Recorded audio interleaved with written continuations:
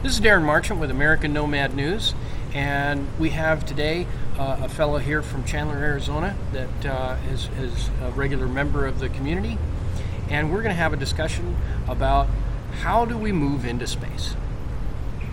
So, as we were talking about before, one of my thoughts is that we need designations for specific areas in space. Okay? Imagine if we have an adversarial military power obtains control of the solar system, right? Is able to live in that environment independent of Earth, and they don't like Earth. That could be a really bad thing because of high ground. Yeah. Because you can't shoot up nearly as well as you can drop rocks down. Yeah. So I think that what we need in the future is, I think we need a space force. We also need a space version of the Coast Guard. Yeah. Make sense? Yeah. And what does the Coast Guard do?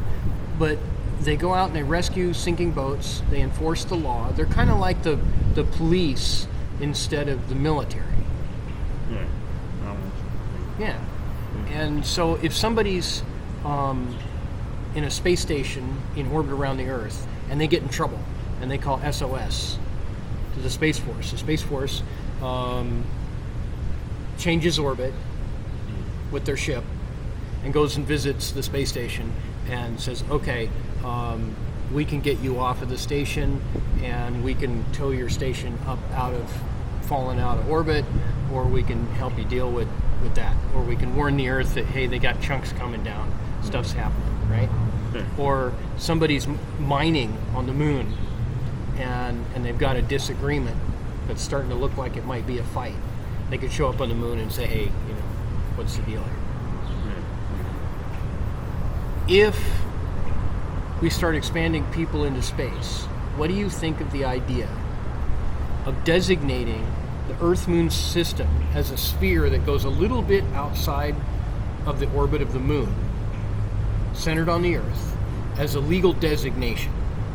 Yeah, I think that makes sense, because, everything above you matters. If it can be used against you, can be useful to you. Yeah. So my thought is that the Earth, the communities of Earth, would have sole discretion about the rules and access to that zone from outside. So if you have an extant permanent colony living, say, out in the asteroid, and they're mining and they're trading with Earth, they're sending back rare earth metals or helium-3 or something like that, and they want to bring a shipment in, they've got to ask permission. Just like the shipping from like the FCC version of the space version of the FCC. Yeah. In order to get past that designated area. Yeah. Get into the bubble. Yeah. That would make sense. And we need something like the Coast Guard instead of Space Force.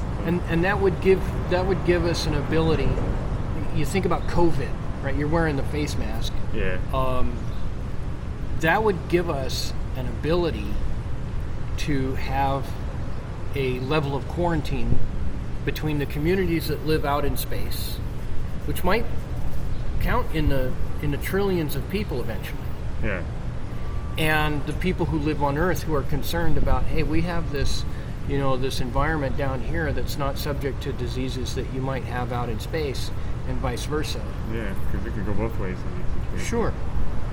And what about parasites and stuff in animals? We may want to ship chickens off of Earth for a Mars colony, and they might have to be in quarantine on the moon for a while. Yeah. Hold them in orbit around the moon and in a spinning space station, so they got 1G and everything. You got your chickens, and you make sure that they don't have any chicken diseases or parasites that you don't want to ship all the way to Mars and have the Martian colonies deal with it. Yeah. Invasive species. Yeah, and if we set that precedent, well, then someone living on the moon and someone living on Mars, someone living out in the asteroid belt, that opens the discussion in space law, which is, it turns out I did a bunch of research.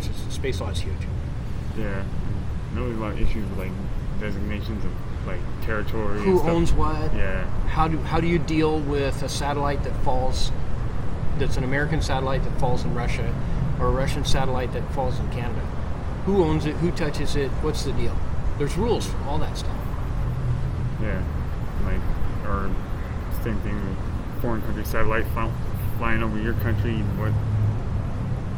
What rights do you have about it flying over your country? Is that airspace your space? Is it? Yeah. And they had to make rules about satellites because you can't have a satellite that won't go over a country. It has to go in that orbit and it's stuck. You can't make it just not go over that airspace and turn left. It doesn't happen.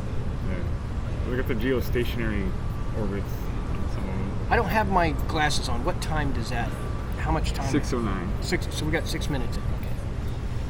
Not this time, but that time. Yeah. Okay. So here's another question for you. From the perspective of just a regular kind of person, right? All right. Not a military guy. He's not a pilot in the Air Force or any of these kinds of things. If there was jobs in space, Yeah. and those jobs paid really well, what kind of conditions would you say would be a minimum for living conditions to attract you into that kind of job? For me, like, I'd have to have gravity, like, in some kind of way, at least a little bit, because I don't like that feeling of falling. Like, I hate it. Like, Yeah. I can't tolerate it. Like, so it would be hard for me to deal with that if that wasn't. That would be a major factor for me. Do you think that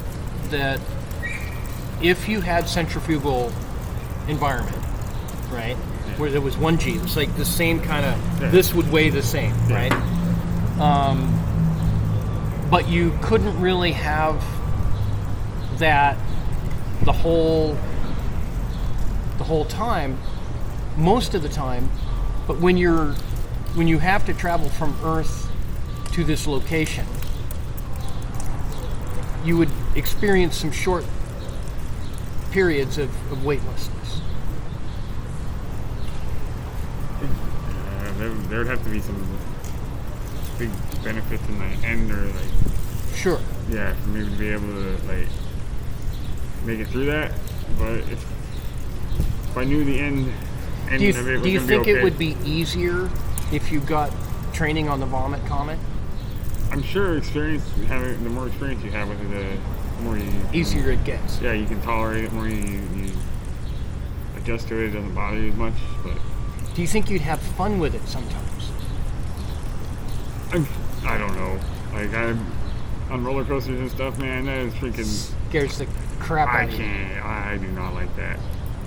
Like, I don't even scream. I just tense up, and that's no good. Okay. So here's a thought.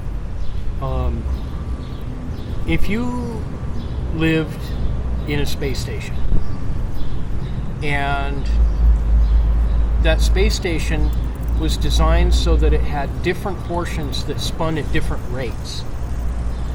And the spin is what gives you the centrifugal force, right? Yeah. So let's say that in the regular living quarters, you had 1G. Okay. But let's say you were a greenhouse worker. You would produce food, vegetables, salad greens, raise chickens and fish. Okay? But let's say in that section, in order to make it easier to build and to make it easier to make it bigger and to save on fuel and energy and stuff, they would spin it at half a G. You would weigh half as much. Do you think you could handle that? I think that wouldn't bother me too much. It would. The negative G's or the weightlessness that really. That's what throws you off. Yeah, like the feeling it gives me in my stomach and stuff. I can't really. That's all I can focus on when it's happening. Yeah, I can't really go beyond that. Too distracting. Yeah. very uncomfortable feeling for me. I can understand that. I can understand. But yeah, any kind like a reduced weight, that would I'd probably have fun with that. So one of the things that we see in the descriptions from the engineering crowd, the guys who know how to build rockets and they have the money and the infrastructure to build the rockets, their plan for going to Mars often includes a very artificial environment with very skimpy resources. One of the proposals was even that they would bring crickets so they'd have enough protein.